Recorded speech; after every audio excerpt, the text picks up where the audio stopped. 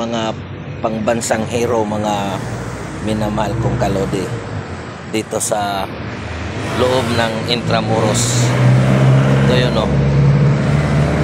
Kasi may lalakarin ako, pinatawag ako sa Bangko Sentral, kaya dumaan ako dito.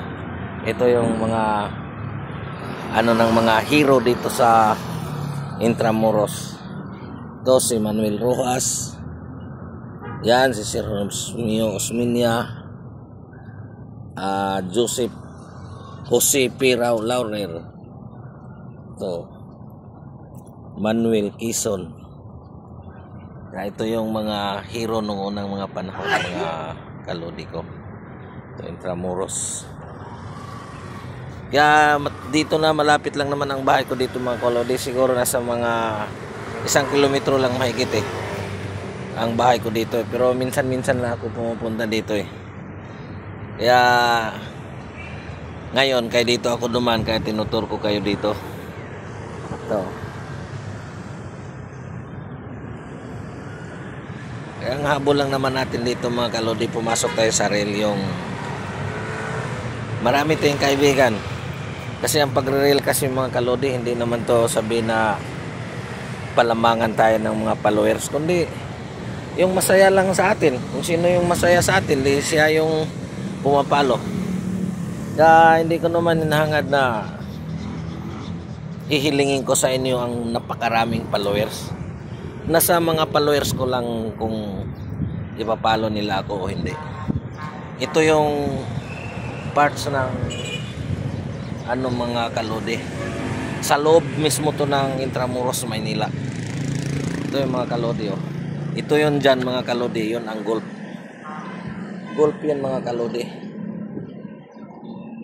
Dyan maglalaro mga kalodi yung mga mayaman nga naglilibang sila sa pira. Dyan yan sila naglalaro. Pero tulad sa atin na mahirap lang tayo, never tayo maglalaro dyan mga kalodi. Yan headquarters yan sa mga 30 IB quarters. Yan siya kalodi. Yan siya kalodi, ang golf ng Intramuros, Maynila. Yun mga kalodi. Yun naglalaro mga kalodi. Mga mapira yun siya mga kalodi. Kaya dito banda kalodi, ito yung mga pasyalan sa mga taong mayayaman. Pag makapunta ka dito, ito yung pinapangarap sa taga-probinsya mga kalodi, nga mapasyalan niya tong sa loob ng Intramuros, Maynila. Kasi ito yung area ng mga Kastila nung unang panahon mga kalodi. Yan yan siya mga kalodi. Kaya sadya ko talagang dumaan dito mga kalodi para ma-share ko sa inyo tong lugar na to. Ito yung area ng mga Kastila nung unang mga panahon. Yan mga kalodi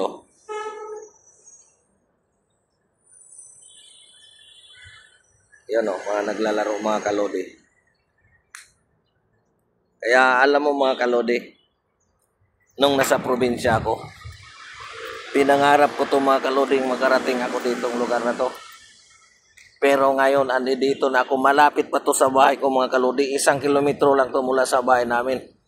Yung mga kalodi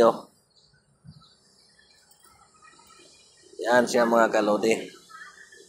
Kaya kung kayo hindi nakapunta rito mga kalodi, para na rin kayong nakakapunta dahil tinuturo ko kayo dito mga kalodi. Kaya bye-bye mga kalodi.